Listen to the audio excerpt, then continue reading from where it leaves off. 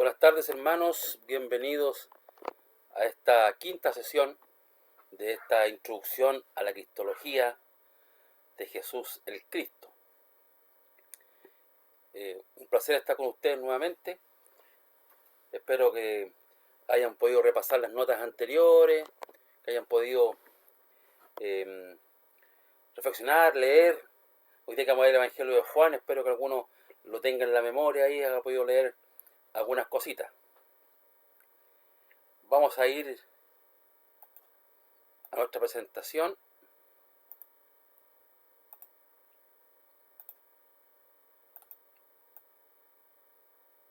Vamos a poner al caballero ahí donde no moleste, que eso es lo importante.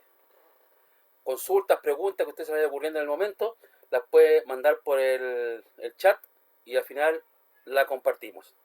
Si no, anótela en un papelito, cosa que después la podamos trabajar al final de esta presentación.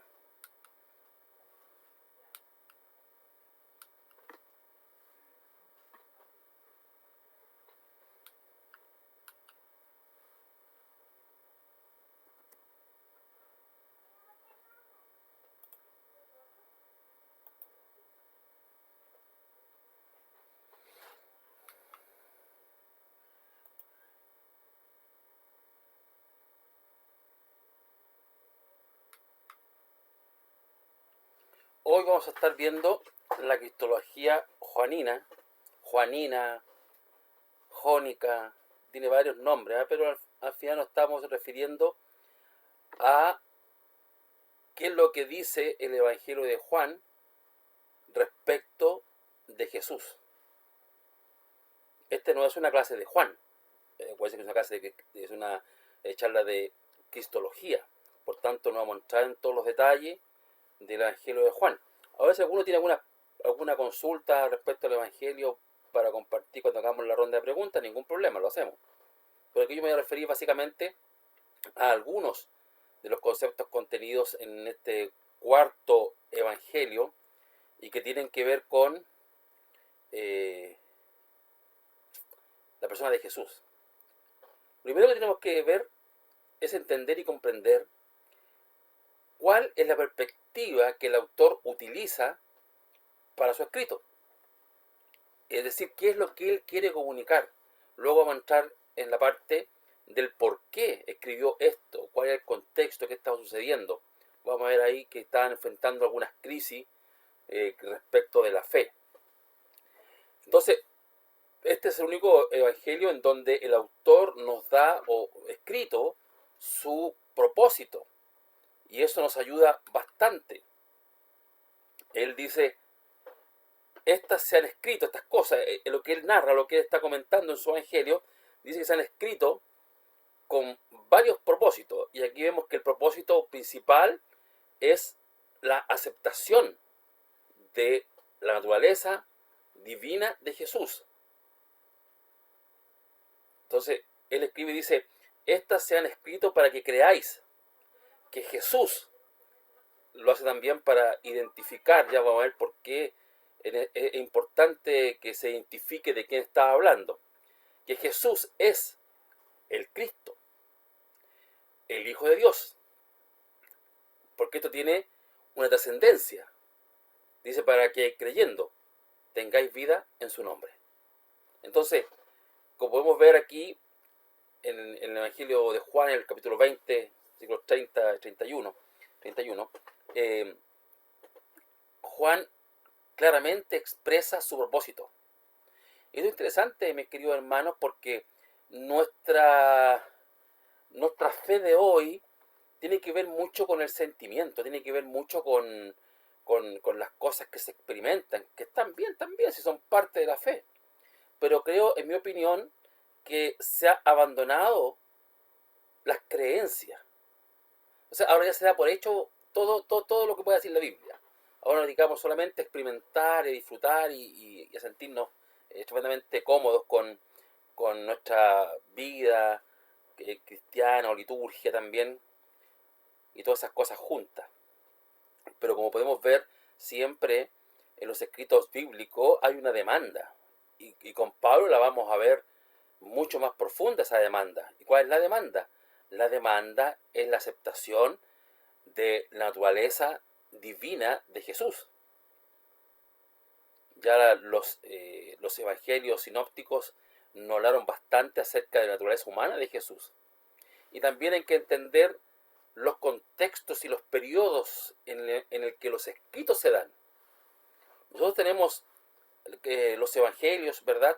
Las cartas paulinas y toda la literatura del Nuevo Testamento que nosotros manejamos es comúnmente aceptado por todos o la mayoría de los críticos conservadores. Cuando digo crítico, no es gente que ande criticando, que tenemos un concepto de crítica diferente, sino que la gente que estudia los manuscritos de la crítica textual, esta gente, este erudito, la mayoría coincide en que el evangelio que tenemos nosotros de Juan es su redacción final. Uno piensa de pronto que todos, como lo tenemos hoy día, fue tal cual como lo escribieron en el inicio. Pero tiene algunas complementaciones, tiene algunas cosas que se han podido descubrir que hay diferencia, lo cual da a entender que en algún momento la comunidad juánica, la comunidad juanina, la iglesia que Juan pastoreaba, que sin duda eran los custodios de este texto, lo hayan redactado en su etapa final. Es lo que dicen los eruditos. Ahora, la redacción también es normal en los escritos. Porque se han propuesto dos cosas. Una, que estos escritos son un collage de escritos de Juan, que fueron compendiados y que fueron trabajados para hacer la narrativa que tenemos. Otros no están de acuerdo con esa postura. Algunos concuerdan perfectamente que este evangelio, tal como lo conocemos, así fue escrito. Y puede tener algunas correcciones o algunas adiciones menores, pero que en esencia es tal cual. Ahora el evangelio de Juan es un escrito maravilloso porque tiene una estructura muy buena. Y si usted se fija en la estructura del apóstol Juan, porque a él se le asigna, al apóstol Juan, también hay una controversia si fue Juan el apóstol o Juan el anciano, porque en la patrística mencionaban dos Juanes, pero el apóstol también era anciano, así que no hay cómo definir o cómo afirmar o demostrar que son Juanes diferentes. La crítica conservadora cree que el evangelio fue escrito por Juan el apóstol, siendo este ya anciano. Recordemos que tanto las epístolas como el evangelio fueron escritas en la década del 90. Probablemente las epístolas, algunos autores las colocan como una escritura anterior al evangelio. El evangelio parece que es la consolidación de las creencias, de las prácticas, de las tradiciones que hasta ese momento la comunidad de Juan estaban practicando, viviendo, desarrollando. Porque si usted puede ver, por ejemplo, antes de los escritos de Pablo, no había nada. Con Pablo comienza la literatura del Nuevo Testamento. Y también Pablo hace ver muchas cosas que a veces no las encontramos, no tenemos cómo poder enfatizar o demostrar muchas cosas, porque lo que se dice es que Pablo no inventó nada. Pablo lo que hizo fue recoger la tradición que ya la iglesia estaba viviendo y tenía aceptada. Ese tema.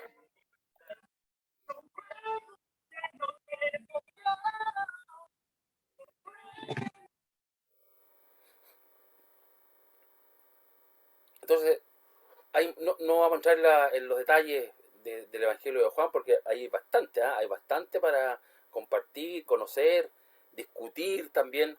Hay muchas cosas, pero nos quedamos con que el cuarto Evangelio fue escrito por el apóstol Juan, siendo ya anciano. Recuerden que han pasado casi 60 años, o tal vez más de 60 años, desde que él vivió el ministerio con Jesús. Y fue el último de los apóstoles que quedó. Ya Pablo hacía prácticamente, Pablo y Pedro, 30 años que habían muerto. Entonces, y eso es un lugar diferente, distinto, porque Juan está viviendo en Asia. Ahí usted puede verlo en las cartas del Apocalipsis que él escribe a Asia Menor, a las 7 iglesias. Y también ahí uno puede ver que Juan utiliza un número que dentro del contexto judío significa plenitud, que es el número 7. Por eso que vemos 7 señales, vemos 7 yo soy, dos series de 7 yo soy, y también vemos las 7 palabras de la cruz. Y si seguimos andando en su literatura, y el Apocalipsis también es coincidente con el autor de este evangelio, porque él usa las 7 iglesias, las 7 copas, los 7 sellos y todo lo que es 7, o sea, la plenitud de todo. Eso en el fondo también es importante conocerlo en la estructura, porque ninguno de los otros utiliza de esta manera este número que usa Juan. Entonces es importante conocerlo porque, por ejemplo, la Biblia habla de los 7 espíritus de Dios. ¿Ah? Entonces no es que si Dios tenga 7 espíritus, sino que tiene que ver con la plenitud del espíritu de Dios. Entonces es importante porque Juan estructura su escrito de esta manera, en bloques de 7. Y eso, hoy día vamos a ver los 7 yo soy, y la próxima sesión vamos a ver las 7 señales. Siempre se ha criticado que dentro de lo que es el escrito de Juan, tiene poca o nada de relación con los evangelios sinópticos. Pero eso es una apreciación, yo diría, bastante superficial, porque si uno empieza a ahondar el evangelio de Juan, y también obviamente tiene que uno razonar de acuerdo al propósito del autor, porque el autor tiene un propósito, que lo vemos acá. Y que claro, hay mucho material que se escribió, y él lo hace referencia, muchas cosas ya fueron escritas. O sea, está haciendo una referencia a los evangelios y también las epístolas de Pablo principalmente, que ya llevan décadas de lectura en las iglesias. Entonces, y él mismo dice, en el fondo quiere decir que ¿para qué volver a escribir lo que la iglesia ya sabe? La iglesia sabe que Jesús es el Hijo de Dios, que Jesús es el Salvador, etc. Entonces, ¿por qué molestarse para escribir un evangelio que demuestre que Jesús es el Cristo y que es el Hijo de Dios? Y también escribir epístolas, como la primera epístola, que es más general que la segunda y tercera, que son más individuales. La primera, porque también Juan la escribe. Entonces es importante conocer esos antecedentes cuando nos acercamos a la lectura del Evangelio. Y hay una relación, evidentemente. Si bien es cierto, no comparten lo mismo, Juan agrega material, podríamos decir entre comillas, nuevo, porque lo más probable es que la iglesia también ya conocía todas estas historias de Juan. Lo que pasa es que Juan las pone por escrito y selecciona, como lo hicieron todos los escritores, a excepción de Pablo, por supuesto, todos los escritores de los evangelios seleccionaron su material de acuerdo a su propósito y de acuerdo a sus destinatarios. Pero cuando los vemos en conjunto, nos damos cuenta que estos evangelios son complementarios. Es decir, están ahí los evangelios complementándose unos a otros. O sea, no hay tampoco una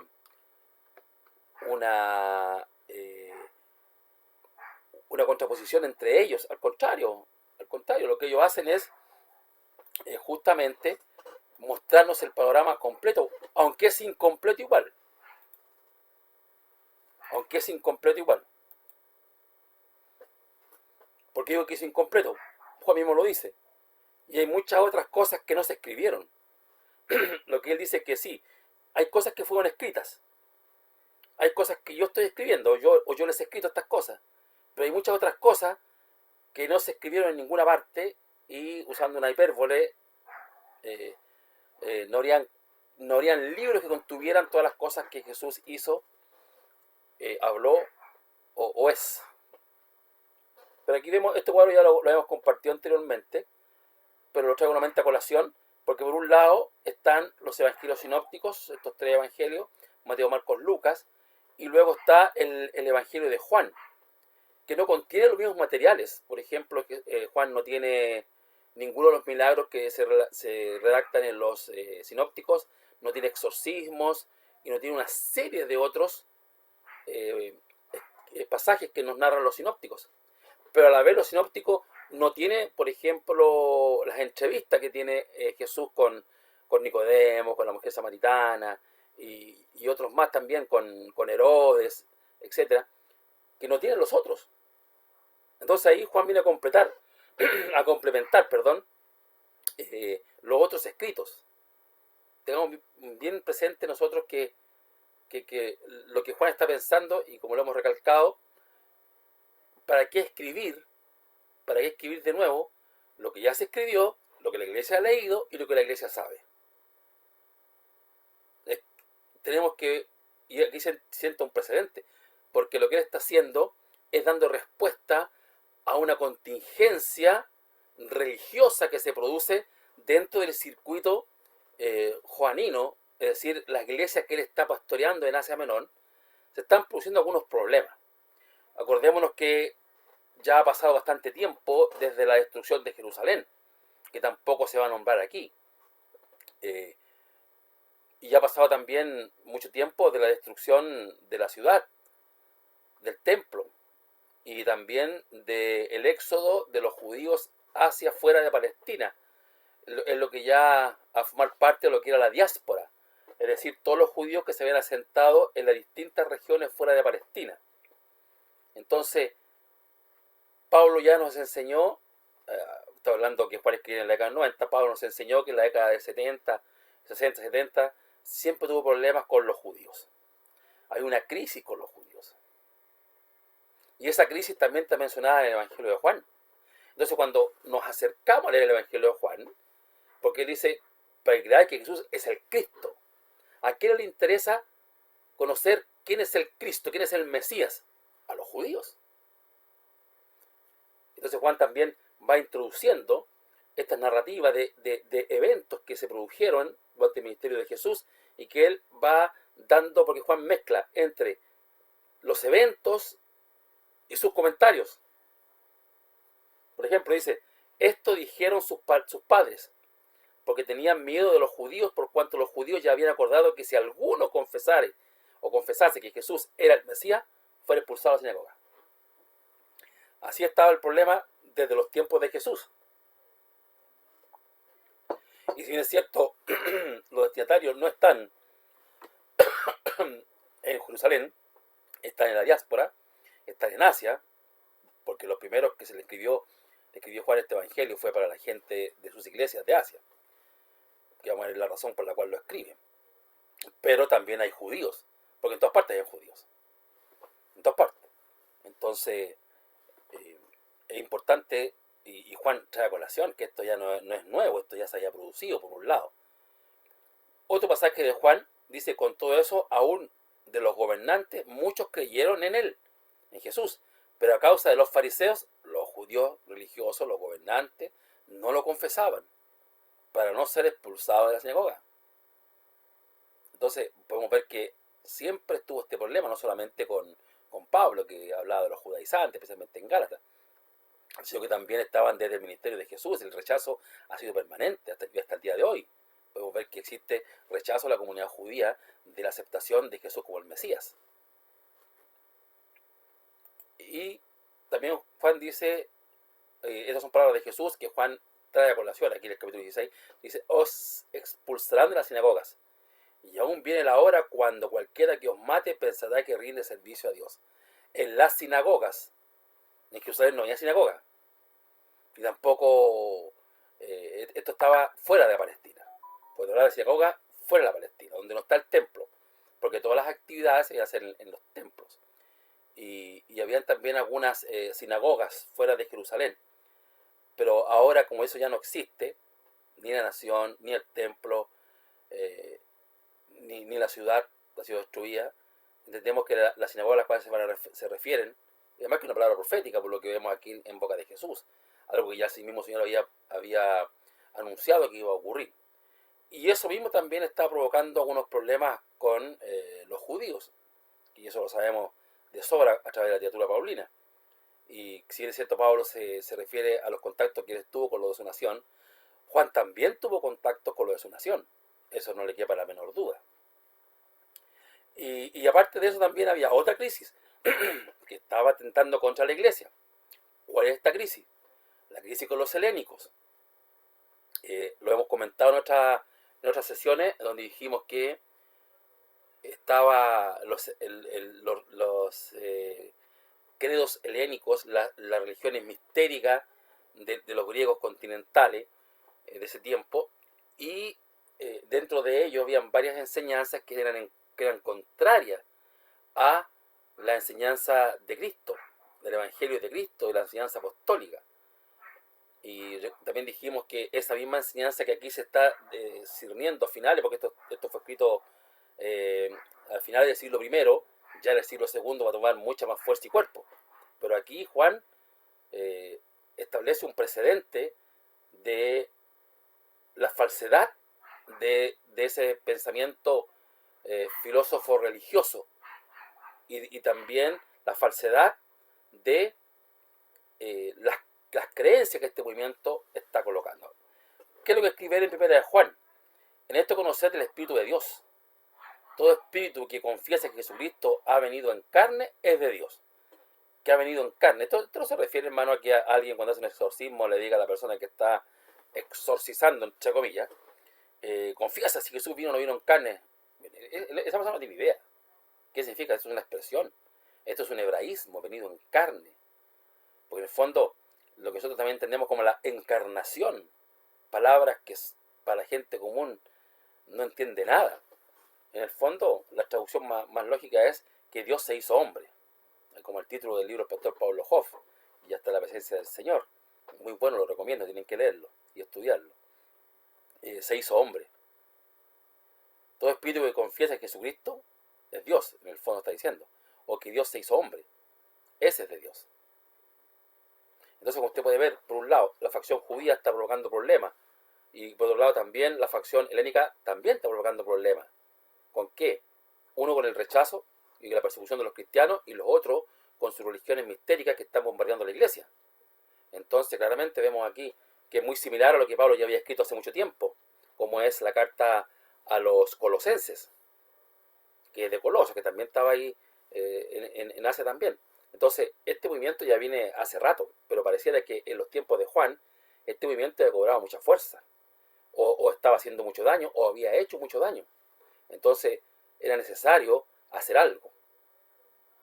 Y Juan, ¿qué es lo que hace? Escribe este maravilloso evangelio y nos entrega unas descripciones acerca de la persona de Jesús, que como usted puede ver, ya lo ha ido percibiendo, están contenidas no solamente en el Nuevo Testamento, sino que también los anuncios proféticos.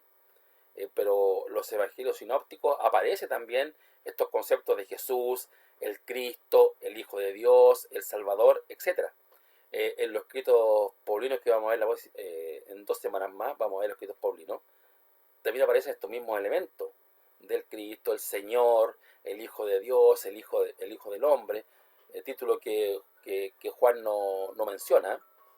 Juan no usa el título Hijo del Hombre, que es un título davídico de descendencia. Él usa el Hijo de Dios o el Señor, que ya lo vamos a ver también. El prólogo realmente es una maravilla de texto. Aunque no tuviéramos nada de lo otro que viene después del versículo 18, con esto que tenemos, realmente es un trabajo muy acabado. El prólogo o la introducción, si usted quiere, al Evangelio de Juan, es un texto finamente realizado y profundamente profético. Miren la lista, aquí hicimos una lista acá, de los versículos que van enseñando cada uno de estos pasajes. Y yo voy a buscar una Biblia porque no tengo ninguna mano aquí ahora. Déjenme un segundito. Hoy día voy a ocupar esta. Vamos a ocupar una Biblia. Usted me imagino que también debe tener su Biblia ahí a manito. Se me imagina a mí. Yo debe tener por ahí. Aquí voy a usar esta Biblia. A ver. Aquí está. Quiero leer solamente esta parte porque creo que esta es la parte que marca el contenido del Evangelio. Porque al principio, en el prólogo y al final, son complementarios. Al final Juan dice, estas cosas se escribieron, o sea, todo lo que ya ustedes leyeron, es para que ustedes crean que Jesús es el Mesías y el Hijo de Dios. Y aquí en el prólogo, Juan está anunciando lo que va a escribir. Y parte con un versículo, pero en donde muestra claramente que Jesús es Dios. En el principio era el verbo. La palabra verbo que se traduce acá en nuestras Biblias en español no es la traducción correcta del término logos, que es palabra. El verbo viene de verbum y viene de la versión latina. Y nunca se ha corregido. Por eso hay algunas versiones nuevas que dicen en el principio era la palabra. Es importante ahí, ustedes pueden hacer, hoy día tenemos acceso al conocimiento y usted a través de Google académico puede encontrar muy buenos escritos, artículos de revistas o ensayos o mucha otra literatura respecto de el logos, el verbo en este caso. El verbo era el verbo, en el principio era el verbo, preexistencia. En principio era, o sea, antes que el principio fuese, el logos, la palabra, ya era. Y el verbo era con Dios. Estaba, este era, es un pros, es como que yo estoy cara a cara, como que lo estoy viendo. Es decir, en el fondo es una descripción o metáfora, o como usted quiera llamarlo, de la comunión que mantiene la deidad. Y el verbo era Dios. No sé si lo he comentado en otras oportunidades, pero en el griego dice que Dios era el verbo. Theos. Dios va, en el griego va antes, porque el griego tiene una característica. El griego siempre menciona primero aquello que quiere destacar. Por ejemplo, un ejemplo sencillo. Si usted quiere destacar la casa, usted dice la casa es verde.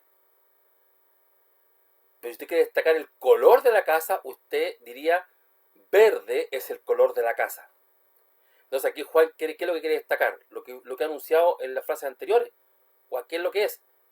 Que Dios era el verbo. Y que el versículo 14 nos va a decir que ese Dios se encarnó. Aquí es el que conocemos como Jesús. Entonces es tremendamente interesante. Ahí el versículo 1 puede usted extasiarse leyendo estas cosas. Este era en el principio con Dios. Ya llaman la comunión. Después dice que en el versículo 3, todas las cosas por él fueron hechas, sin él nada de lo que ha sido hecho fue hecho. O sea, Juan lo presenta como el creador. Nótese, en 3 versículos dice que Jesús es Dios y es el creador. Exactamente lo mismo que el apóstol Pablo ya había enseñado o había comunicado a través de sus cartas anteriormente. Que ya era, por ejemplo, en Filipenses ya establece la encarnación de Cristo en el capítulo 2.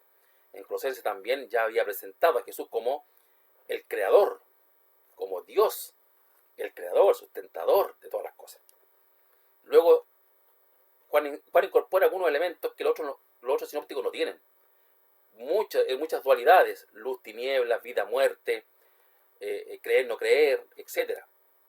Y aquí habla, que ya lo comentamos, me parece, en sesiones anteriores. Juan, a diferencia de Pablo, tiene un lenguaje como particular, propio, y con significados propios. Por ejemplo, él usa la palabra zoe para referirse a la vida. En cambio, ¿eso qué quiere decir? Que no está hablando de la vida biológica, ni tampoco de la vida eterna.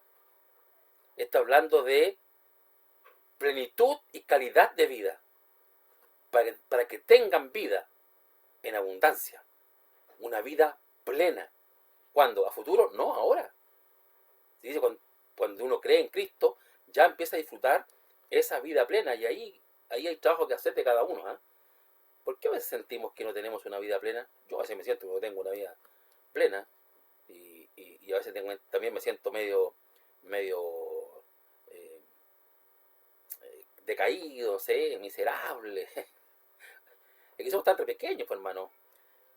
El otro día estaba viendo y le comentaba a mi hija, por ejemplo, y hablaba, ¿sabes tú que nosotros vivimos en el planeta Tierra El planeta Tierra pertenece a un sistema solar, el sistema solar pertenece a una Vía Láctea, y la Vía Láctea pertenece a una galaxia, y esa es una galaxia. Y en nuestra Vía Láctea hay miles de millones de soles como el nuestro o muchísimo más grandes. Y dentro de la galaxia hay miles de millones de vías lácteas como la nuestra, con miles y millones de estrellas. Y luego en el universo profundo hay miles de millones de galaxias. Entonces uno dice, tan grande es la creación de Dios. Y ahí uno dice, somos tan pequeños. Quizás esa mitad tenía razón. Pero ¿qué es lo que es el hombre? Para que te acuerdes de él. Quizás por eso algunos han propuesto que el hombre fue creado y Dios se olvidó, porque como lo escuchaba hoy día, estaba viendo una serie animada, y el villano, Black Adam, que se viene en la película también, le dice a su contrincante que si él se preocupa cuando pisa la hormiga, si eso le da remordimiento, si eso le provoca algún problema, el pasar por un hormiguero, pisar la hormiga, o si se dio cuenta que las pisó o no, porque son seres tan insignificantes que no le interesan al ser humano pisar una hormiga, pisar un chichito de tierra, pisar un caracol, le da lo mismo. Entonces, ahí uno piensa cuán pequeños somos los seres humanos. Por tanto, cuando Juan nos dice que Jesús es Dios y es el Creador, nosotros debemos estar extasiados, contemplativos del ser de Jesús. Luz y vida, dos cosas. Fos, luz, fos, de viene la palabra fósforo, fero, fósfero, fósforo, prácticamente son transliteraciones del griego en nuestro idioma, y significa el que porta la luz. Cuando leemos, por ejemplo, hasta que resplandezca el lucero de la mañana, bueno, el lucero de la mañana es fósforo, es decir, el portador de luz. Por eso la mamita, cuando prende en la cocina con un fosforito, se acuerdan al tiro de Jesucristo, el portador de luz.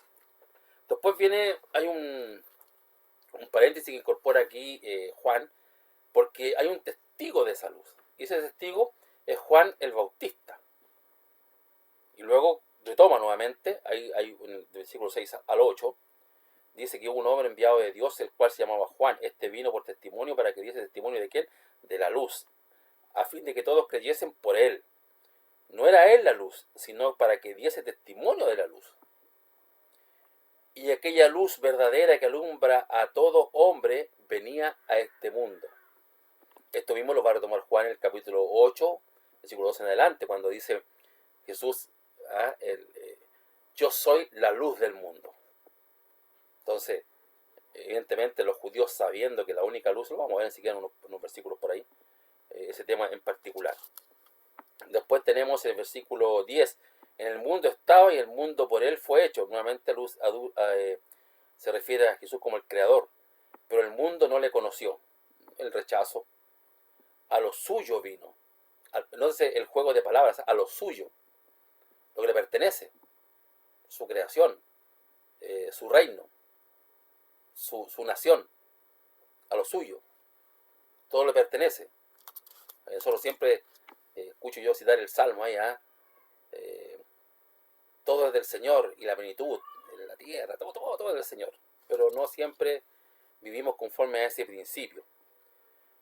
Y los suyos, a los suyos vino, y los suyos, este es el juego de palabras, muy bien, muy poético, no le recibieron. Y luego aparece este concepto de hijos de Dios, más a todos los que le recibieron, a los que creen en su nombre, les dio potestad de ser hechos hijos de Dios.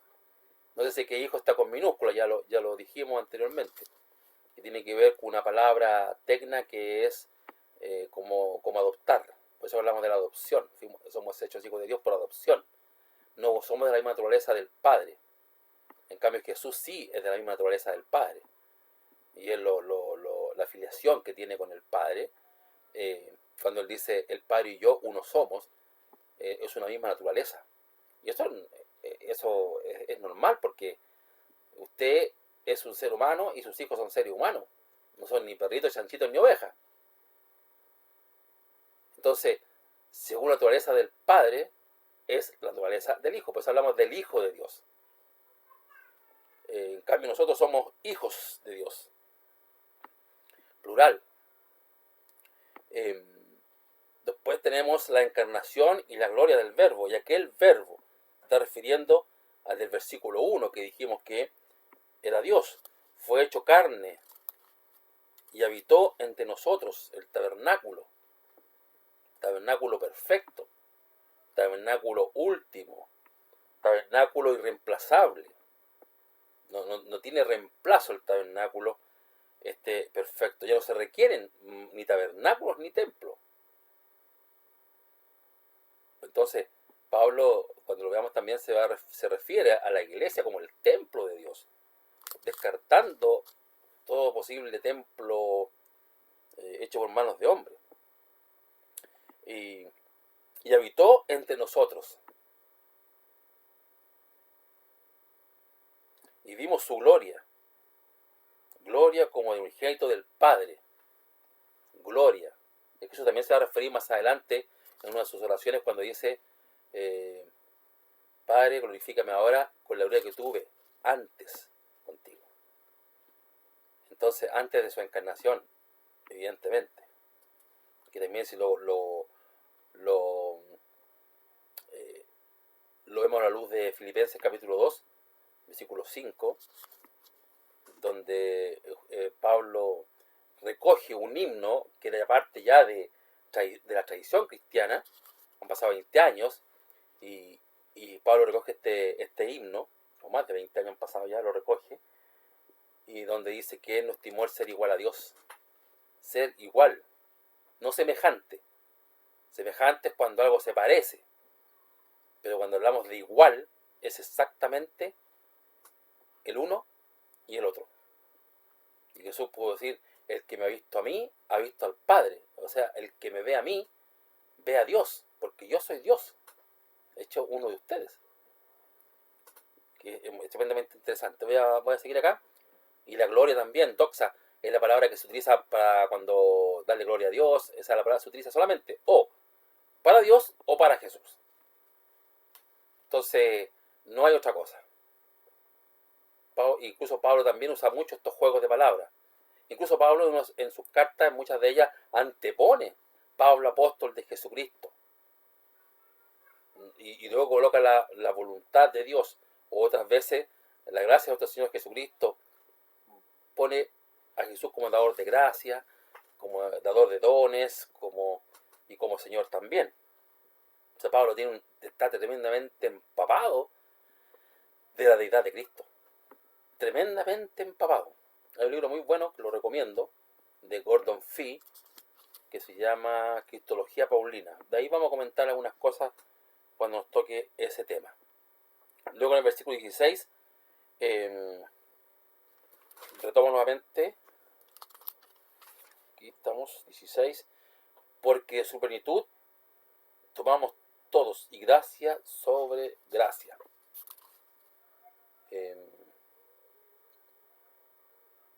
Pues la ley por medio de Moisés fue dada, pero la gracia, la verdad vinieron por medio de Jesucristo. Nótese, pero la gracia por medio de Jesús, no como un vehículo que trae la gracia, sino que como alguien que es proveedor de ella. Y todos sabemos que la gracia es exclusivamente un atributo divino. Solamente Dios puede extender la gracia. Ningún otro lo puede hacer. A Dios nadie le vio jamás. El unigénito Hijo que está en el seno del Padre, Él le ha dado a conocer. Mucho hebraísmo aquí. El unigénito Hijo. Único Hijo. Único de la misma naturaleza que el Padre. Las buenas versiones dicen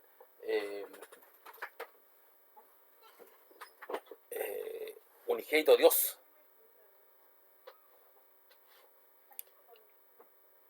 Entonces tenemos la revelación del Hijo.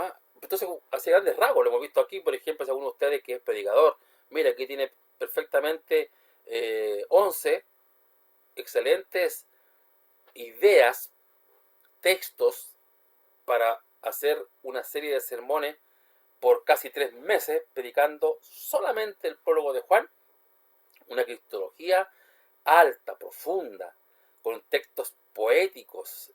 Así que se los dejo planteados ahí si alguno quiere hacer una serie de sermones o quiere escribir algún artículo, algún estudio, ahí tiene alguna temática. Luego están, queridos hermanos míos, los famosos yo soy. 7 yo soy. Hay 2 juegos de yo soy. Vamos a partir por el primero, la autoproclamación de lo que es Jesús. Y también podemos ver el Antiguo Testamento, en Isaías, por ejemplo, no se nota muy bien ahí parece, en el texto, Isaías 41:10, fíjese que hay varios yo soy también, pero hay yo soy en donde la referencia es directamente a la deidad. Por ejemplo, en el 41:10, yo soy tu Dios, yo soy tu Dios. Entonces, después en el 43, yo soy Dios. En el 44, yo soy el primero, yo soy el postero, calcado, que aparece en el Evangelio, en el Apocalipsis de Juan. En el 45, yo soy Jehová. Entonces, el yo soy, como se menciona con referencia a sí mismo, es una declaración de deidad. Entonces, los judíos que son conocedores de las escrituras, de su nación, lo que nosotros llamamos el Antiguo Testamento, ellos entienden perfectamente cuando Jesús va a usar el término yo soy. Jeremías dice, bueno, no es que él diga, sino que él recoge estas palabras de Dios, yo soy Jehová. El 32, yo soy Jehová Dios. Entonces, vemos que también Jeremías, y también lo vemos en Ezequiel, yo soy Jehová. Yo soy Jehová vuestro Dios. Yo soy Dios. Yo soy Jehová el Señor. Yo soy Jehová su Dios. Es decir, estos 3 profetas que los conocemos como los profetas, permiso,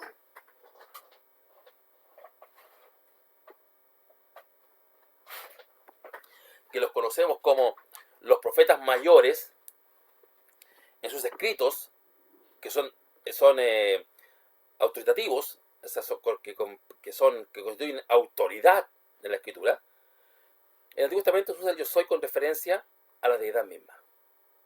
O sea, nadie más lo usa que la deidad. De ningún otro podemos leer yo soy tal cosa. Bueno, puede que uno lo haya dicho ahí, pero siempre en términos humanos. Pero estos yo soy son con referencia a la deidad. O los profetas menores también. Por ejemplo, o sea, dice yo soy Jehová tu Dios. Joel, yo soy Jehová tu Dios. Zacarías, yo soy Jehová su Dios. Malaquías, yo soy gran rey, dice Jehová. Yo soy el rey, el gran rey. Entonces, siempre en el Antiguo Testamento esta expresión está asociada con la deidad. Y aquí viene el gran problema que causaba Jesús entre sus congéneres, entre los judíos, en donde él comenzó a declarar que también él es yo soy. El famoso que hablan tanto los eruditos, el ego eimi. El yo, el ego, yo, eimi, soy. Y una serie de conjugaciones verbales. ¿Qué dijo Jesús en el Evangelio de Juan? Yo soy el pan de vida. Estos no son textos aislados. Aquí hay una construcción claramente señalando, y esto no lo inventa Juan. Juan lo que hace es compartir lo que él ya había visto y había escuchado con respecto a Jesús, y que la iglesia hasta este momento también ya comparte y lo sabe. Aquí lo pone por escrito. Entonces, cuando decían pan, a los judíos les sonaba al tiro ahí. Pan del cielo. En Éxodo, que también los judíos dijeron, pero tú, Moisés nos dio maná, o sea, él nos dio el pan. Sí, pero él no era el pan. Yo soy el pan que bajó del cielo. Y también ahí va la naturaleza de Jesús. Es decir, Jesús está hablando de, complementando, antes que todas las cosas fueran, él ya era preexistencia. Dice, yo bajé del cielo. Se encarnó, se hizo hombre. Entonces, pan que Jehová os da de comer. Pan de la proposición. También ahí asociado con las bendiciones divinas. El pan de su Dios. Entonces, el concepto de pan, yo soy el pan de vida. Y Jesús, tiene que haberlo compartido muchas veces. ¿No? Esto es importante también recalcarlo. Porque muchas veces dice, oye, pero muy poco habla Jesús de eso. Bueno, se escribió. El que escribió acerca de Jesús esas cosas, quizás tomó solamente, conforme a su propósito, tomó solamente esa fracción o esa parte de lo que Jesús enseñó. Pero lo más probable es que la enseñanza de Jesús la repitió por todos lados andaba proclamando su persona, y siempre Jesús, la ocasión, por ejemplo, cuando está en la fiesta de los tabernáculos, y es el último día de la fiesta, Jesús se puso en pie y dijo, que tenga sed, venga a mí y beba. Y es venga a mí. ¿Por qué? Porque conmemoraba el peregrinaje en el desierto, y cuando estaba en el desierto, la roca que los seguía y les daba el agua, y después Pablo dice, y la roca era Cristo. Dice, la roca era Cristo. Entonces, ahí claramente Jesús está utilizando este concepto y dice, el que tenga sed, venga a mí y beba. La invitación que se hizo en el Antiguo Testamento al pueblo de Israel, que no se le invitó, sino que ellos fueron a beber porque necesitaban beber. Pero Jesús ahora lo hace como un acto, pero que tiene la misma característica de necesidad. El que tenga sed, hay una necesidad. Y esa necesidad tiene que ser bien entendida para poder acceder a Cristo. Entonces, ahí digo el primer yo soy. Luego dice, yo soy la luz del mundo. Ya lo vimos en el prólogo de Juan, que luz, dice, era la luz de todos los hombres. La luz que alumbra a todos los hombres. La luz, más allá de la simple luminosidad, sino que es la fuente de vida. Porque, por ejemplo, también en Apocalipsis dice que ya no vamos a dar más la luna ni el sol. Porque la gloria de Dios nos va a cobijar. Entonces, cuando dice la luz, el resplandor, el fuego también arroja luz, llenando su naturaleza. Entonces, todas estas cosas aquí también nos llevan a pensar, porque la nación de Israel estaba súper clara que la única luz que ellos tenían era la luz de Jehová. Y en su luz, en tu luz veremos la luz. Con un juego de palabras, ¿sí? La luz de tu rostro, la luz de Jehová. Entonces, hay una serie de cosas ahí que se mencionan también. Y que Jehová les sería a ellos por luz perpetua. Entonces, cuando Jesús dice, yo soy la luz del mundo, ¿qué es lo que está diciendo? Yo soy vuestra luz. ¿Y hasta dónde está apuntando? ¿Hacia dónde está apuntando? A su naturaleza. Porque ustedes ya saben lo que han oído, lo que han leído acerca de la luz. Yo soy esa luz. Yo soy, por eso dice que es la imagen misma. Que son términos que Pablo usa, que lo vamos a comentar también, que Pablo lo usa en su carta a los Corintios. Como que ve su propia imagen en un espejo medio borroso, etc. Ahí voy a comentar para entender mejor esos textos. Vamos con los otros yo soy, de Juan. Yo soy la puerta de las ovejas. Puerta, lo encontramos como la puerta del tabernáculo, las ovejas de mi rebaño, mis ovejas, mi rebaño, mis ovejas, etc. Aquí vemos que en el Antiguo Testamento leemos también que las ovejas, como se menciona aquí, son de Dios. Ovejas es para describir al pueblo de Dios y que es propiedad divina. En cambio, Jesús habla de sus ovejas. Bueno, ¿de quién son las ovejas? ¿De Dios o de Jesús hombre? De ambos. Porque Jesús también es Dios. Es hombre y Dios. Luego está yo soy el buen pastor. ¿Quién no conoce el Salmo 23? Salmo 80, que habla acerca de Jehová y pastor y el pastor de Israel. Refiriéndose a quién? A Dios. ¿A quién? A Jehová, a Yahvé. Se están refiriendo. Entonces cuando Jesús dice yo soy el buen pastor, Hay dos alternativas. Uno, o lo es, en verdad, o es un usurpador. Bueno, porque Dios lo respaldó con la resurrección, sabemos que sí lo es. Y no es un suplantador, un usurpador. Yo soy la resurrección. La resurrección, algo desconocido. Los judíos tenían conciencia de que había vida después de la muerte, pero que el salmista describe como caminar por el valle de sombras. De hecho, hay varios textos que dicen, ¿quién te alabará? No hay razón para alabar, porque va a estar caminando por un valle de sombras, o sea, una vida sin ni un brillo. Pero Jesús dice, yo soy la resurrección. Y sacó a la luz la vida y la inmortalidad por medio de su evangelio, o sea, la revelación de Cristo. Entonces, es súper interesante también ese tema. Una tripleta tenemos aquí, ¿eh? Una tripleta. Yo soy. ¿Qué es lo que es? El camino. ¿Qué más? La verdad. ¿Qué más? Y la vida. Cuando hablamos de camino, ellos saben que el camino de Jehová. Enséñame tu camino. Guarda su camino. Santo es tu camino. Cuando hablamos de camino, siempre se fija usted en relación con Dios. El camino de Jehová, que el salmista le habla al Señor, enséñame tu camino. El salmista que recomienda, guarda su camino. ¿Cuál? El del Señor, el de Jehová. Porque santo es su camino. Porque Él es santo, su camino es santo. No puede, la verdad, Dios de verdad. Tus palabras son verdad. Encamíname en tu verdad. Dios es verdad. Entonces, podemos ver también, y también Dios es la vida de su nación. Todos conceptos muy conocidos por los judíos. Por eso no tiene ninguna explicación.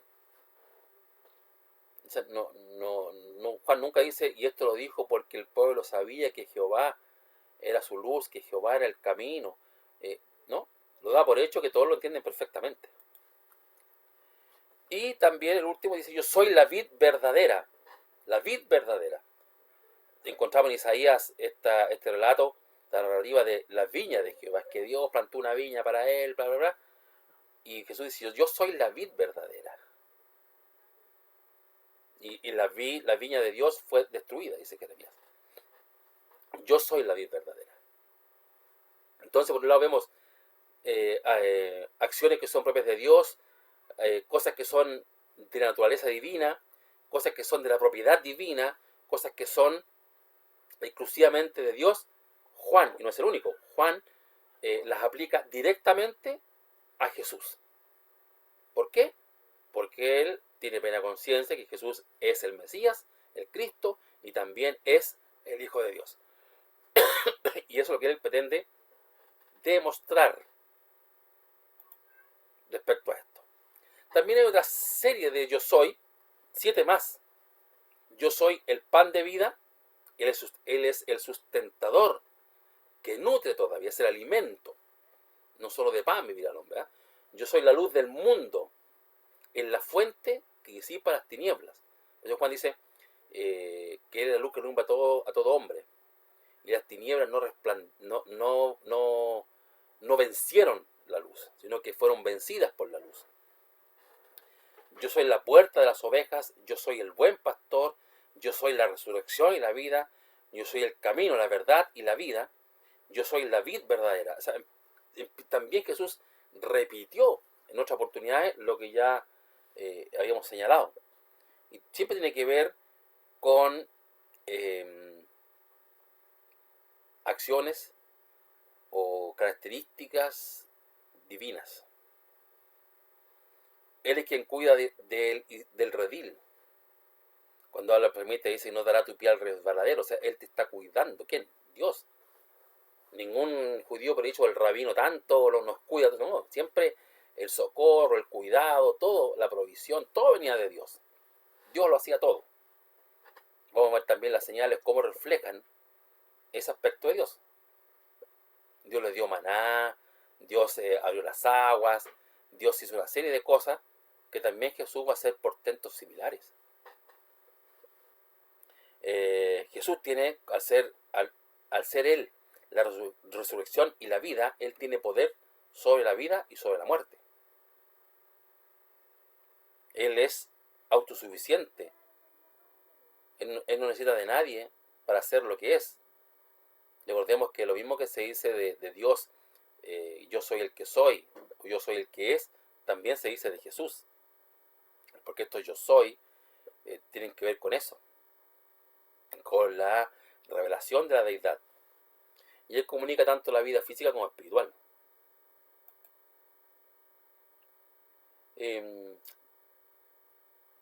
Otros textos también, yo soy el que habla contigo. Todo esto en el Evangelio de Juana. Yo soy, no temáis, el que habla contigo en la mujer samaritana. Yo soy, no temáis. Un encuentro con Jesús. Si no creéis que yo sois, estos son sus detractores, si ustedes no me aceptan para morir en sus pecados. Cuando ya he levantado al Hijo del Hombre, cuando Cristo sea crucificado, conoceréis que yo soy. Como que no tiene sentido, ¿ah? Conoceréis que yo soy. Y de eso lo dijo el centurión que estaba junto a la cruz. En verdad, este era Hijo de Dios. Yo soy. La preexistencia, antes que Abraham fuese, yo soy. ¿Y cómo dices tú antes que Abraham, si tienes 30 años recién y dices que eres primero que él? Está hablando de preexistencia. Eso es lo que él habla. Y la última, a ver.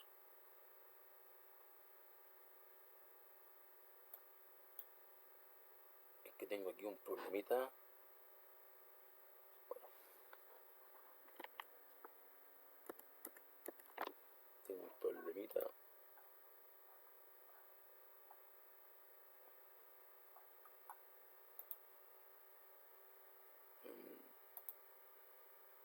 Yo soy. Es que aquí me estaba tapando algo en la pantalla. No lo podía ver bien. Yo soy. Cuando le preguntaron, ¿quién es Jesús? Yo soy. ¿Y qué pasó con la gente que preguntó? Se cayó a tierra, se desplomó, se fue por atrás. ¿Por qué? ¿Por qué solamente al señalar la propia identidad la gente se va? También, ¿por qué? Porque está implícito esto de la deidad.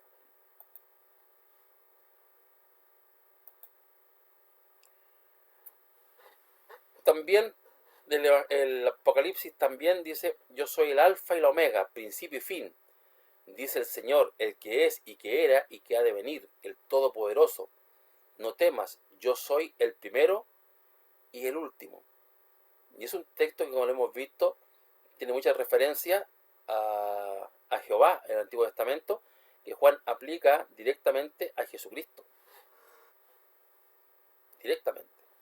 Entonces podemos ver aquí también que Juan está corroborando muchas de las enseñanzas que ya Pablo había compartido con las distintas iglesias que él fundó. Por tanto, no podemos acusar a Pablo de que él inventó estas cosas, porque Juan está diciendo que esto ha sido siempre así.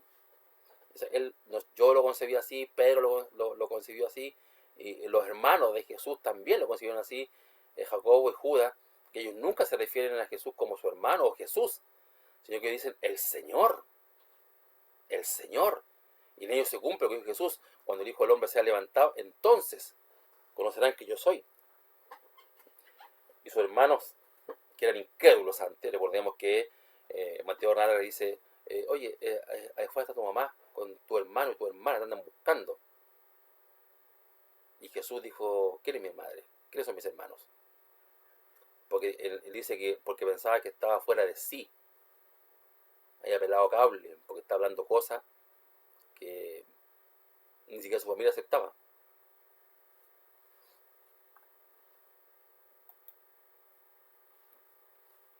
Nombres y títulos. Fíjese, ¿cuántos títulos o nombres hay aquí? 1, 2, 3, 4, 5, 6, 7. Siempre de a 7, siempre de a 7. Aquí el único título que aparece es Hijo de David. No parece que es un título davídico, un título real. Descendiente de David, hijo es descendiente. Por eso hay que tener cuidado cuando se lee hijo de David, porque David había vivido ya 1000 años antes de Jesucristo. ¿Cómo puede ser hijo? Es un hebraísmo que está haciendo alusión a el derecho de ocupar el trono de David, que directamente tiene que ver con el pacto davídico, etcétera. Cristo, el Mesías, que después ya se llama en los tiempos de Juan, en Cristo, o sea, ya Cristo es un nombre que la iglesia adopta como nombre propio de Jesús. No se refieren a él como el Cristo, como el Mesías, sino que Cristo, como la persona, y tiene una connotación divina. Señor, ya lo hemos conversado, que la palabra Kyrio fue la palabra que se utilizó para traducir el nombre sagrado de Dios. Rabí, que es maestro. El Logos, que es el verbo palabra. Hijo de Dios, la filiación divina. La naturaleza de Jesús es la misma que de Dios, el Padre. Hijo del hombre.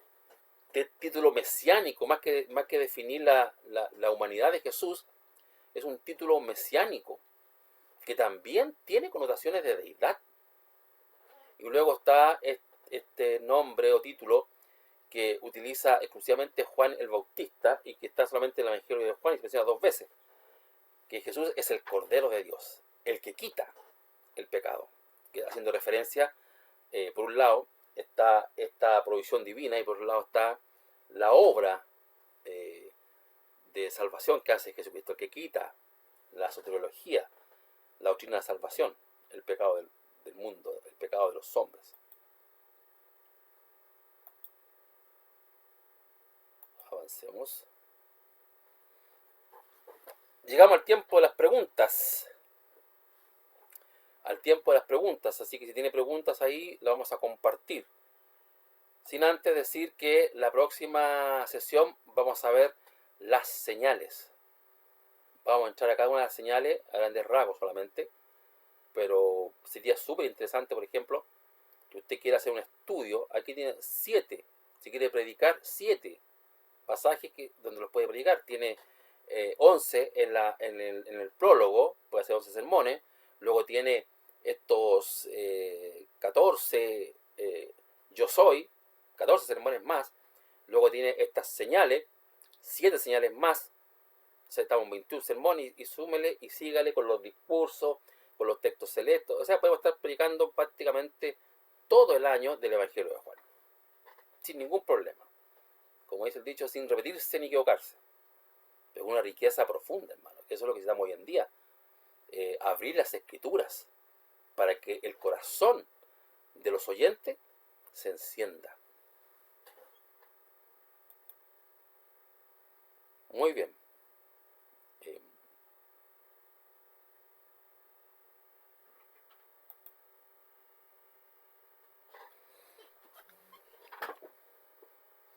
Pastor. Hermano Daniel, partimos con hermano Daniel.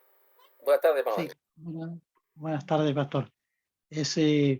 Me quedó dando vuelta una cosa, no es una pregunta, sino que si Jesús directamente en todo, a grandes rasgos hubiera dicho, yo soy el Hijo de Dios, yo soy el unigénito Hijo de Dios, que sí alguna vez lo dijo, pero él prefería decir, yo soy el pan del cielo que descendió del cielo. Él prefería decir eso para que lo entendieran. Eso Eh, es mi... ya, gracias, hermano. Tenemos que entender primeramente, y esto también queda reflejado en el Evangelio de Juan, cuando Jesús hace el primer milagro o la primera señal, o el primer signo. A veces a nosotros no nos gusta mucho que los católicos digan signos, los signos de Jesús según el Evangelio de San Juan. Lo cierto es que la palabra que nosotros traducimos como señales es literalmente signo. Y en ese primero da la explicación de por qué no lo dice como usted menciona, hermano Daniel, porque Jesús le dice a María, mujer, aún no es mi hora. Y Jesús también en enseñanza le decía a la gente, vayan y no le cuenten a nadie. O sea, no le digan a nadie que yo soy el Mesías, no. Porque Jesús tenía un tiempo. Después ya él va a declarar públicamente que él es el Mesías y que él es el rey de Israel cuando hace la entrada triunfal a Jerusalén. Él va a declararlo abiertamente el tema. Segundo, cuando algo es evidente, no hay para qué decirlo. El que es como Dios debe obrar como Dios obra. Y Jesús lo hizo perfectamente. ¿No creéis en mis palabras? Creed a mis obras. Entonces, por eso hay que jugar aquí, miren, esto hizo Jesús, aparte de lo que ya se escribió, esto hizo Jesús. Y aquí se refleja la verdadera naturaleza de Jesús, su deidad. Recordemos que Jesús es la imagen exacta. ¿Por qué se dice la imagen exacta? Porque en la antigüedad no existía el vidrio. Por tanto, los espejos eran de metal pulido y nunca daba la absoluta nitidez como tenemos hoy día en los espejos nuestros. Que hoy día usted se mira al espejo y la imagen que usted ve es exactamente la suya. Es exactamente la suya. Y es interesante que ¿por qué Pablo cuando escribe a los Corintios habla de imagen, habla de espejo, de mirarse, etcétera? Una razón muy simple. Corinto era tremendamente famosa por sus maravillosos espejos. Entonces Pablo le habla en los términos que ellos entienden perfectamente. Cuando le dice que Jesús es la imagen misma, la imagen exacta de Dios, el Creador, o sea, no tiene que decirme ninguna cosa más porque yo lo entiendo perfectamente. Yo trabajo con imágenes. Entonces lo que es evidente no es para qué declararlo. Por eso Jesús nunca dijo, yo soy Dios hecho hombre. No, ¿para qué? Pero él usaba un lenguaje que para nosotros nos puede parecer extraño o poco claro, pero para los judíos de aquel tiempo era tremendamente claro. Marcos 2, por ejemplo, cuando Jesús le dice al paralítico, tus pecados te son perdonados. ¿Y cómo que están perdonando pecados? Si solo Dios puede perdonar pecados. Para que ustedes sepan que el Hijo del Hombre, título mesiánico que usaba solamente Jesús, que solamente él usó en referencia a sí mismo. Para que ustedes sepan que el Hijo del Hombre tiene autoridad para perdonar pecados. ¿Qué es más fácil? Decirle a este hombre, tus pecados son perdonados, o levántate y anda. Evidentemente, tus pecados son perdonados, eso no se ve. ¿Cómo lo sabemos? No sabemos. Pero para que sepan que los pecados los puede perdonar Jesús, que es un atributo exclusivo de Dios, y que Él perdona pecados, dice que es más fácil decir tus pecados son perdonados o levántate y anda. Evidentemente, que decir que sus pecados son perdonados es más fácil, porque decir levántate y anda tiene que ser en el instante, como respuesta inmediata a la voz de Jesús. ¿Y qué fue lo que hizo él? Dijo el hombre, levántate, toma tu lecho y anda a la casa. Entonces, a eso apunta Juan, y también que miremos las obras de Jesús y veamos ahí cómo la deidad se manifiesta, cómo la imagen de Dios se proyecta hacia nosotros. Sí, muchos ejemplos más. Gracias, hermano Daniel, por su votación, su pregunta, su consulta. ¿Quién sigue? Aproveche.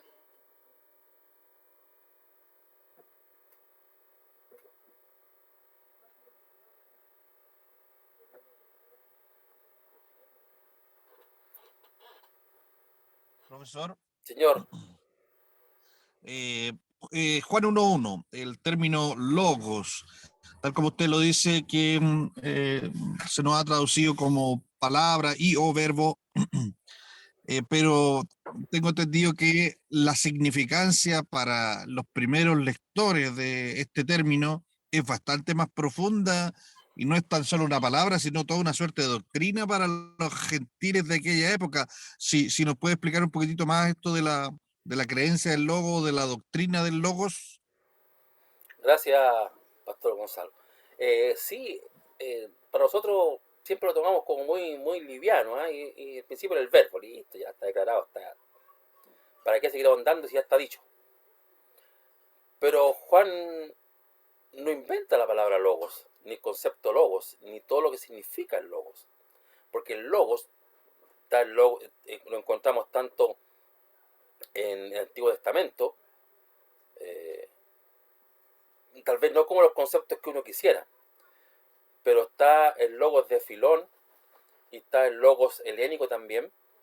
El de Filón es judío y hace alusión a la palabra, cuando y Dios dijo. Entonces, se está conociendo que esto está relacionado con la deidad. Para los helénicos, la palabra logos tenía que ver con muchas cosas, porque la palabra logos era como la esencia de la existencia misma. Era como la fuente de.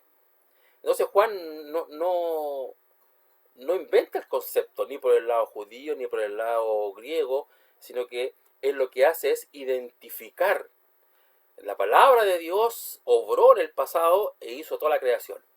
Estos otros dicen, el logos es la esencia misma de la vida, es la comunicación, es la razón que da origen a todas las cosas, etc.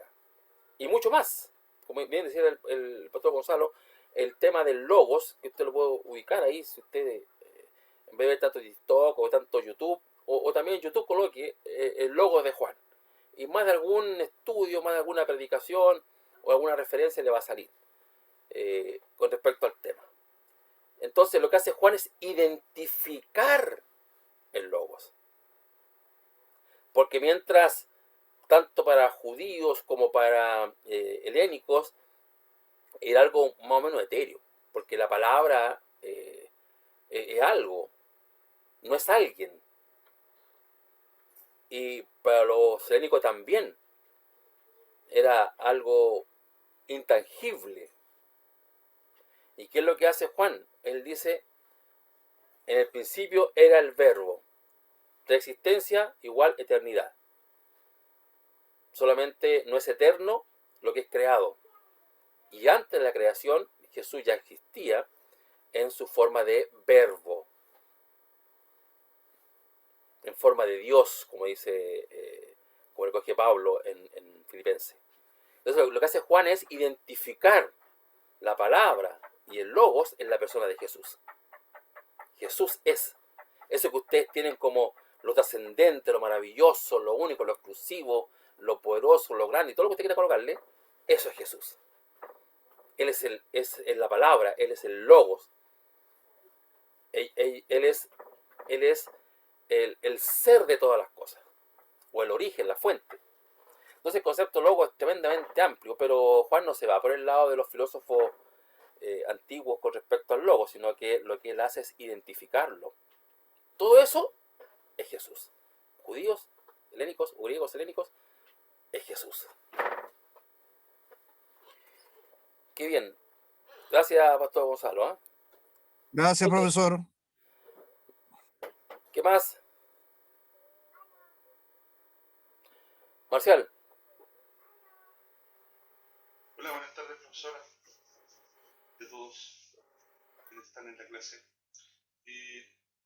Una consulta a propósito de lo mismo, a propósito del lenguaje utilizado, por lo menos en este primer capítulo. ¿Es posible que Juan, que el libro en general asignado a él, sea más tardío de lo que generalmente se maneja? O sea, justamente algunos hablan de que es una apología contra el gnosticismo, y que ya ahí estamos hablando de que el texto se escribe en el siglo II. Entonces, esa es la consulta, digamos. Si eso tampoco, obviamente yo creo que eso tampoco le quita nada de inspirado, digamos. Pero es posible por la terminología que está usando, por lo menos en el capítulo 1 claramente es bastante desarrollada y como usted bien decía, es un hermoso pasaje. Sí, correcto. Eso, pastor. Gracias, Marcial. Mira, sí, generalmente, bueno, lo he dicho en otras oportunidades, no existe ninguna evidencia que puedan esgrimir a aquellos que hablan del gnosticismo en el siglo I. O sea, no hay. ¿Qué significa esto? Y cuando hablamos del siglo I, y estamos hablando de gnosticismo en el siglo II, incluso gnosticismo a mediados del siglo II, y el cristianismo existía 100 años antes. O sea, un siglo antes ya existía el cristianismo, y con escrito y todos. Entonces, cuando dice hay un desarrollo, una evolución del lenguaje, también dicen un desarrollo de la persona de Jesús, no es así. No es así.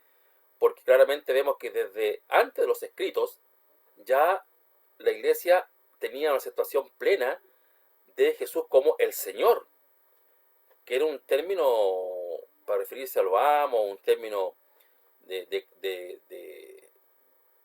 respeto, que se transformó luego. La iglesia, cuando usaba el nombre de Señor, siempre en referencia a Jesús como Dios.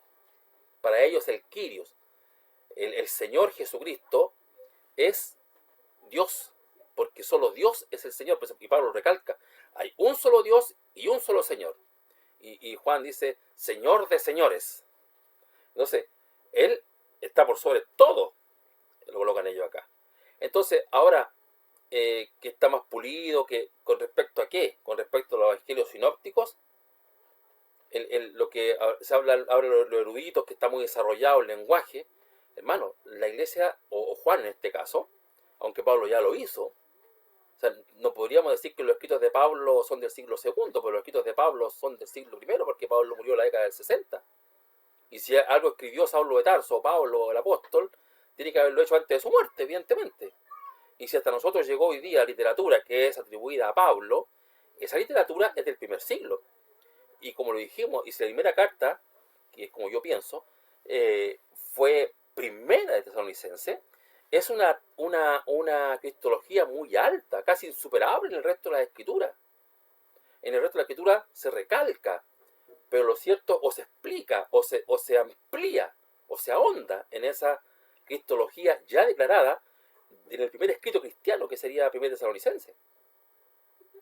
Entonces, cuando se habla de que debe ser del siglo II, porque habla de ideas que comunicó el gnosticismo, lo que pasa también es que los que son partidarios del gnosticismo nunca mencionan que fue el gnosticismo quien tomó elementos del cristianismo para poder, de alguna forma, detener el avance. Larry Hurtado tiene un libro que se llama Derrocando Dioses, algo así creo que es el título. Larry Hurtado es un erudito, tiene unos libros preciosos, excelentes,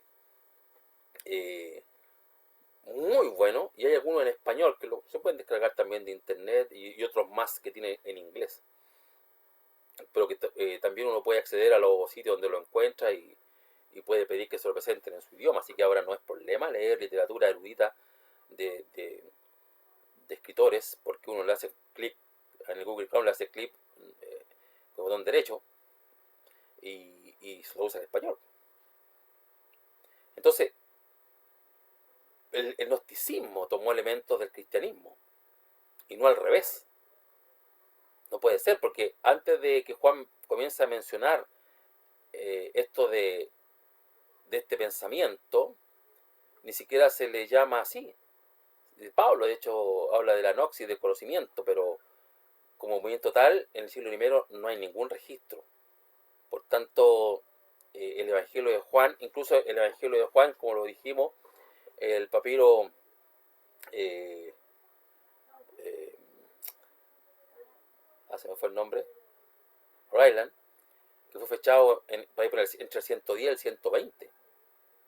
O sea, estamos hablando de 25 o a 30 años de su escritura original. Si Juan lo escribió a mediados del siglo, a mediados de la década del 90, y este ha sido datado en el 115, estamos hablando de 20 años, ¿no? O sea, en la forma que lo conocemos ahora, por lo menos, ahí podríamos decir que tal vez esté pulido, o la reacción final, porque a veces los copistas retocaban la cosa, qué sé yo. Pero en cuanto a que el Evangelio fue escrito a finales del siglo I, eso nadie tiene duda.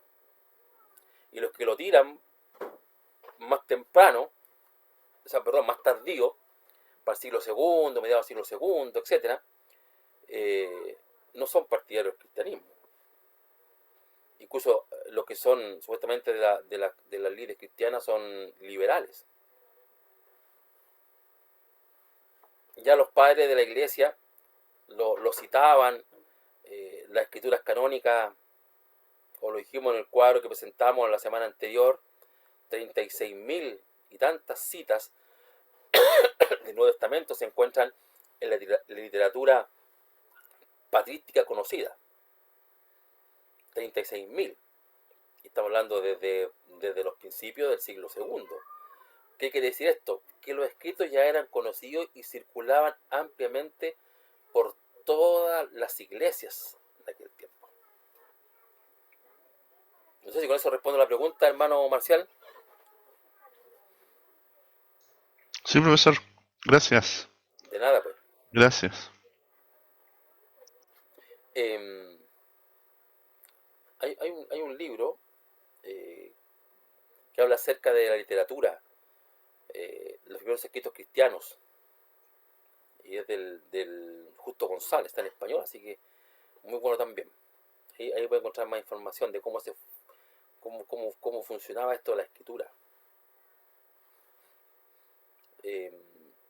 Joseph McDowell habla mucho también, si encuentro algún artículo de él se los voy a compartir respecto de esto, porque en su trilogía de novelas que escribió con otro autor, el personaje dice que todo es cuestión de fechas. Y el personaje presenta una apología y justamente habla de esto, que no existe evidencia que verifique o que atestigue que el gnosticismo se encontraba presente en el siglo I. Juan escribe estas cosas porque se está hablando, este pensamiento comienza a emerger y está poniendo en duda la enseñanza de la iglesia frente a los no creyentes. Y la iglesia tal vez esté cayendo en un desconcierto respecto a esto nuevo que le están diciendo. Que si bien Jesús es divino, no es Dios. Que son cosas diferentes. Entonces, Juan quiere escribir que contrarrestar esa enseñanza y darle a la iglesia herramientas poderosas para combatir todas las herejías. Y hasta el día de hoy, esas mismas herramientas que Juan forjó a través de sus escritos, las usamos nosotros. ¿Ante qué? Ante las mismas amenazas. Ante aquellos que niegan la deidad de Jesús. Yo recomiendo leer el capítulo 3 de Evidencia que sigue un veredicto, donde se habla de Jesús como falsario, lunático o señor. Entonces ahí McDowell presenta, si es una persona, un farsante, o sea, un impostor, alguien que representó un papel, muestra las consecuencias. Luego, si era un lunático, o sea, el hombre tenía buenas intenciones, pero peló cable y se creyó que era Dios. Perfecto. Y luego dice, si no era ninguna de las dos, si no era un mentiroso, y tampoco era un loco, entonces la única alternativa que queda es que realmente él sea el Señor. Y él lo argumenta muy bien allá, porque por ejemplo, ningún mentiroso puede exigir la verdad o declararse a sí mismo ser la verdad y ser la verdad única para todos. Eso no lo haría. O por ejemplo, ningún loco hasta el momento ha heredado una personalidad tan profunda, tan maravillosa como la persona de Jesús. Porque aunque algunos no acepten su deidad, o sea, es incuestionable la persona de Jesús. No, es que la iglesia hizo esto, que la iglesia hizo lo otro. Pero pregúntese por qué la iglesia lo hizo. De hecho, hay también mucha literatura, no mucha en realidad comparada con el resto, pero hay sí algunas literaturas oficiales, como la de Plinio el Joven, 120 después de Cristo, donde él habla y dice que, mi querido emperador, ¿qué hacemos con esta gente? Aquí hay gente que son seguidores de un tal Jesús o Cristo en el fondo, de un tal Cristo, y le cantan y lo adoran como si fuera un dios. 120. Escritura oficial del imperio, de un dignatario que le escriba al emperador, que ya no haya que hacer porque hemos matado tanto a esta gente, pero matamos a uno y aparecen 10 más. porque aquí los acusan de que son ateos, de que son caníbales, porque dice que no hay ningún Dios, y porque beben la sangre y comen la carne de un tal Cristo, etc. Entonces el emperador le dijo, mira, no hagas nada en donde no hayan testigos, en el fondo no permita ningún tipo de acusación incógnita. Los que estén acusando, que den la cara. Que den la cara. Y si alguien les quiere hacer daño, que se defiendan nomás. ¿Me entiendes? Entonces hay registros de que Jesús es lo que la iglesia dice que era. Desde el principio, desde siempre. Porque usted, si lo vimos, se acuerda de la primera clase de la cronología, qué importante la cronología de los eventos. Que entre paréntesis también, esas fechas no son tan exactas tampoco. ¿Por qué? Porque usted sabe, Jesús nació en el año 4 antes de Cristo. Es una paradoja, ¿no? Hace unos días mi hermana me preguntaba, ¿cómo eso del tiempo antes de Cristo, después de Cristo? ¿De dónde salió eso? ¿Cómo se hizo eso para dividir la historia en antes y después? Bueno, Dionisio, un tipo en el siglo VI, propuso o le pidió el Papa a él, porque era matemático, sabía álgebra y sabía muchas cosas, pero, bueno, perdón, matemático solamente, no sabía álgebra, porque el cero lo conocimos nosotros cuando llegó el álgebra, y también los números negativos. Antes existía del 1 nomás, para adelante. Entonces, cuando él hace el calendario, fija como el primer año, el año 1. Y el año 2 comenzaba el 1 de enero del siguiente año. Pero resulta que cuando su hijo ha cumplido 364 días, ¿cierto? Y usted no dice, este es el año 1, sino que ya tiene un año. Ya tiene un año. Por tanto, punto 1, no existe el año 0. 1 después de Cristo o 1 antes de Cristo. O sea, hay un año de diferencia para los dos lados. Entonces, a todas las fechas hay que sumarle un año para atrás. Eso por un lado. Y por el otro lado, es que la Biblia enseña que Jesús fue contemporáneo de Herodes, el grande, que mandó a matar la matanza de niños. Que Jesús nació cuando Herodes era rey. Y Herodes murió en el año 750 AUC. 750 desde la fundación de la ciudad. El calendario era romano, por tanto, era la forma de contar. Y también en la antigüedad, pues si usted se recuerda del Antiguo Testamento, cómo se contaban los años. El 15º año del rey tanto. En el 10º año, en el 5º año del rey tanto, o sea, cuando alguien ascendía al poder, se comenzaban a contar los años de él, lo que antes me interesaba. Los romanos contaban los años desde la supuesta fundación de Roma. Entonces,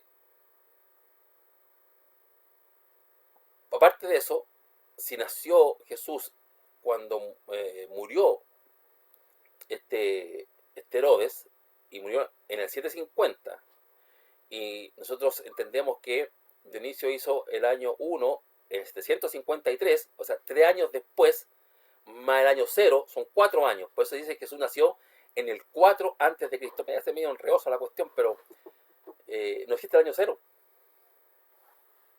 Luego, en el siglo XVI, los historiadores comenzaron a referirse, y ellos incorporaron también los números negativos, porque antes era el año 1, año Domini, el año del Señor, año 2, año del Señor, AD, entonces, anno Domini, el año del Señor, el año 1 del Señor, el año 2 del Señor, el año 100 del Señor, el año 400, 500 del Señor. Pero después los historiadores, ¿cómo contamos las fechas antes de Cristo para poder comunicar la historia? Y como ya había aparecido, lo conocía el álgebra, que tenía incluía los números negativos, ya eran conocidos en esa época, no así en el siglo VI, ya eran conocidos en el siglo XVI, se empezó a hacer -1, -2, -3, o sea, fueron para atrás. un negativo, para atrás, del 0 para atrás, menos 1, menos 2, menos 3, menos 4.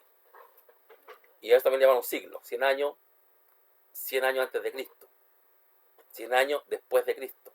Y fueron los historiadores quienes comenzaron luego en Occidente, desde el siglo XVI en adelante, a decir, para referirse a las fechas, antes de Cristo o después de Cristo. Evidentemente, Occidente estaba altamente influenciado por el cristianismo, en este caso del catolicismo. Es interesante también conocer eso de las fechas. O si uno cuadra las fechas, no cuadran. Porque si Pablo, cuando se convirtió Pablo dice que él cuando se convirtió, 3 años después subió a Jerusalén y 14 años después volvió a subir. 3 años y 14 son 17. Y si el primer escrito de Pablo en el 50 nos deja el 33 o fin del 32 como año de la conversión de Pablo. Entonces, nos podríamos decir que el año 1 y Jesús tenía 30 años, murió en el 33, porque no nos deja, y si Pablo se convirtió 2 años después, nos trasladamos al 35, 36, y si sumamos 17, ya se nos fue de las manos la cronología. No es que nosotros estemos acomodando los años, esto lo han hecho los mismos historiadores, que hay errores en la forma, y esto lo conoce toda la gente, los historiadores lo conocen, pero ¿cómo lo haces tú para borrar todas las fechas que ya se escribieron? Entonces a mí me dicen, no, es mejor mantenerlo así. Ya todos sabemos que hay que agregarle 4 años, pero no se puede cambiar la fecha. El milenio fue en el 2018, entonces el siglo XXI comenzó en el 2018 y no en el 2021. Y todas esas profecías del acabo del mundo eran pura charlatanería nomás. No, que el año 2000. Pues cuando llegamos al año 2000, ya habíamos pasado, según nuestro propio calendario, el 2000. Muy bien. ¿Alguna otra pregunta, hermanos?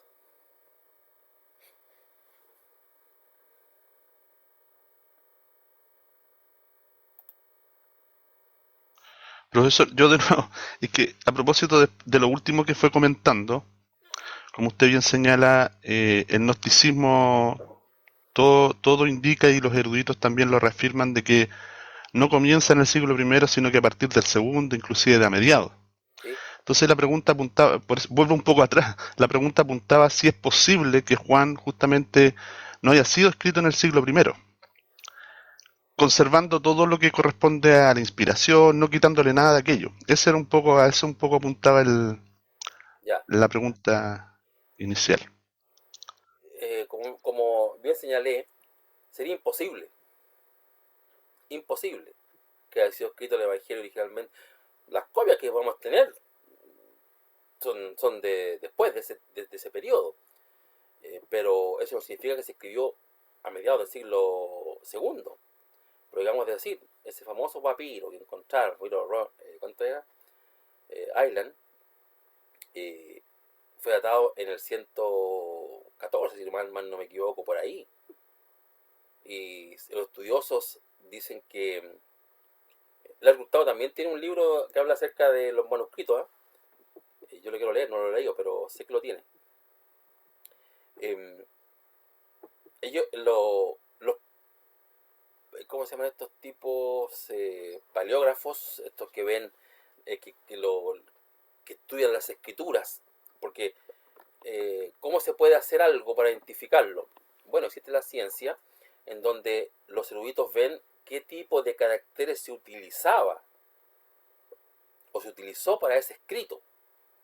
Y por esa razón ellos van determinando, no, esto es escrito en el siglo I. Porque esto fue cambiando después. Entonces, el Evangelio, el original, fue escrito antes, porque Juan se murió en el año 100. Por lo tanto, no puede haber sido escrito después. Si es que ahora, si nosotros decimos que no lo escribió Juan, ahí ponle cualquier fecha, la que tú quieras, siglo segundo, tercero, cuarto, quinto, da lo mismo. Da lo mismo. Y de hecho no tendría validez como la tiene el actual Evangelio. Si Juan murió en el 100, obligadamente el Evangelio, si lo escribió Juan, tiene que ser escrito en el siglo I. Obligadamente. Pero insisto, ¿por qué hay tanta similitud entre el gnosticismo y el cristianismo? Tal vez sea por la influencia del escrito juanino. Porque él fue, aparte de Pablo, fue uno de los que desarrolló desde esa perspectiva, un escrito apologético, como es el Evangelio de Juan, para contrarrestar esta corriente filosófica que se estaba levantando, que en el siglo II se acuñó, bueno, no en el siglo II, se acuñó en el siglo XX, se acuñó como gnosticismo. Esta religión mistérica con este movimiento que conocemos hoy día como gnosticismo. Pero dentro de los círculos de eruditos conservadores, todos concuerdan que fue escrito en la década del 90. Toda la literatura de Juan.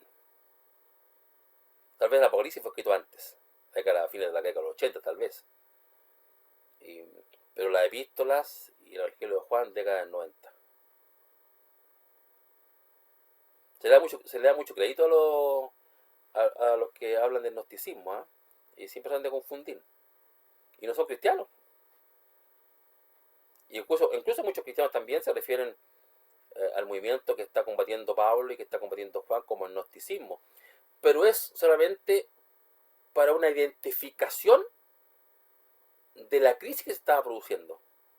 Ellos no están diciendo que es gnosticismo, sino que ellos es una especie de proto-gnosticismo. O sea, un gnosticismo incipiente, porque no hay ningún movimiento de ningún tipo que crezca de un año para el otro. O sea, los movimientos se hacen fuertes con el tiempo, no cuando se proclaman inicialmente.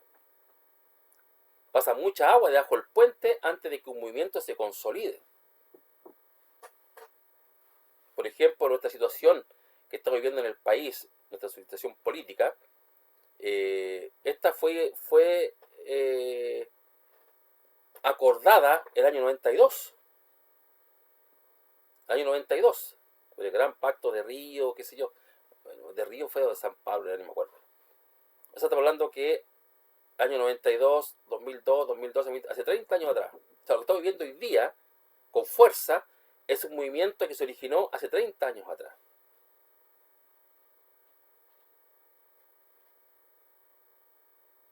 Entonces, el gnosticismo no se inició solamente en el siglo II. Ya estaba presente. Del conocimiento, si Pablo habla mucho en sus cartas, sobre todo en 1 Corintios, la noxis, el conocimiento. Porque eso en el fondo.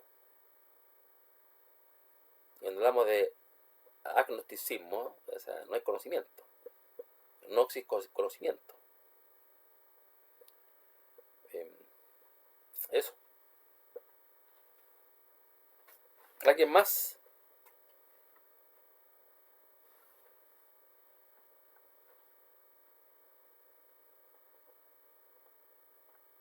Y si no hay más preguntas, lo dejamos hasta aquí entonces.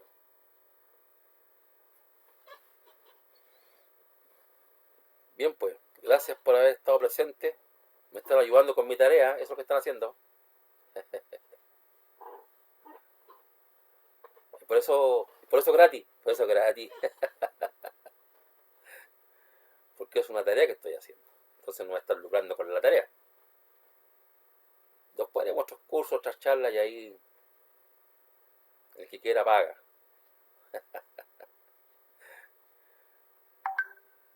Pero para cubrir costos y gastos, no pues, nada más. Marisol está dando la manito. Se está despidiendo, quiere preguntar algo. No, está diciendo chao, no, María. Solo agradecer, pastor, agradecer, estuvo muy bueno. Gracias, hermana Marisol. Dios le bendiga. Gracias al Señor también. Porque recordemos que nuestra competencia no proviene de nosotros mismos, sino que proviene de Dios. Somos competentes porque Dios nos ha hecho competentes, con algún propósito suyo, no nuestro. Muy bien, hermanos. Dios les bendiga. Y espero en alguna oportunidad no muy lejana poder hacer algún escrito.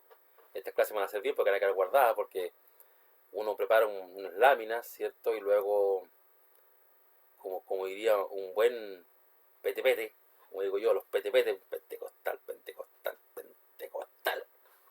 El Espíritu Santo es el que da y que no deja tener razón. Como decía Pablo, no hablamos con palabras humanas. Y no, pero bueno, ¿con qué hablar entonces? Que se está refiriendo a que no son ideas humanas. Pero la palabra, el lenguaje es humano, evidentemente, pero las ideas, el conocimiento, que Pablo claramente, si hay una noxis, es Cristo. Conocimiento y sabiduría de Dios, gnosis y sofia. Para Pablo, todo lo es Cristo. Todo. Todo. No hay nada fuera de Cristo. No hay reino fuera de Cristo. No hay escatología fuera de Cristo. Todo. Y además que Pablo dice que todas las promesas de Dios son en el sí en Cristo. O sea, para Pablo, todo lo que Dios ha prometido en el Antiguo Testamento se ha cumplido en Cristo. Por eso que Pablo solamente habla de que falta la parucía, el regreso de Cristo, y no habla de nada más. Cuando Cristo regresa, dice Pablo, se acaba todo, punto. Y eso sería. Pero eso es para otra cosa, ¿eh? Para una escatología paulina más adelante, ahí también estaría bueno, ¿eh? Ahondar más y más elaborado. Ahora, esta presentación que estamos haciendo ahora, hay que reconocer que no han sido tan elaboradas porque es una materia, es rápido esto. Entonces hay que presentarlo. Pero cuando hagamos otro curso va a ser más que tenga apoyo escrito. Bueno, tener algo escrito. Ahora tienen las puras presentaciones que les pueden refrescar la memoria después. Y que las puedo utilizar libremente si alguien quiere. Si alguien quiere después dar un cursito también en su iglesia y compartirlo con la familia, con algún grupo, no puede hacer sin ningún problema. Por eso le mandamos las hojitas, que las pueden imprimir, las pueden compartir y las pueden explicar también. Esa es la idea. Muy bien, mis queridos hermanos. Bendiciones. Dios les bendiga. Gusto haber estado con ustedes. Que tengan una buena semana. Y nos reencontramos el próximo martes. Gracias, profesor. Stalin, ¿cómo estás, Bendiciones a Stalin? todos. Bien, gracias, mi pastor. Ya. Excelente presentación, mi pastor. Nada que decir. Así que yo solamente lo escucho. Así que y es rico y es bonito escucharlo, porque igual veo el entusiasmo, veo la dedicación, y que usted a lo mejor lo dice que es algo tan simple, pero uno lo ve tan inmenso que sinceramente muchas gracias, pastor. Hermosa la clase de hoy día. Bueno, como siempre decimos, toda Mil gloria para el bendiciones, Señor. pastor. Gracias, Patricia. Lo único que le puedo decir, hermano Stalin, que mi bar está vacío. Muy entendido en pocas palabras, nada más. Amén. Amén, mi pastor. Amén. Por ahí vamos a estar llegando unos de estos días, mi pastor. Así que bendiciones. Mi pastor, sí, lo que igual me gustaría, una inquietud que tengo ahora, que recién me están dando una noticia un poco compleja, y que les pido ahí a los hermanos en línea general que pudieran orar por una sobrina mía que en estos momentos está en el hospital de Talagante, está con un trombo en el hígado, ¿ya? Y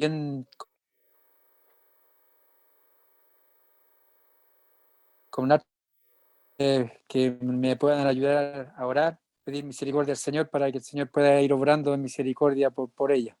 ¿Y cuál es el nombre de ella? Ella se llama Guzmán. ¿Cuánto?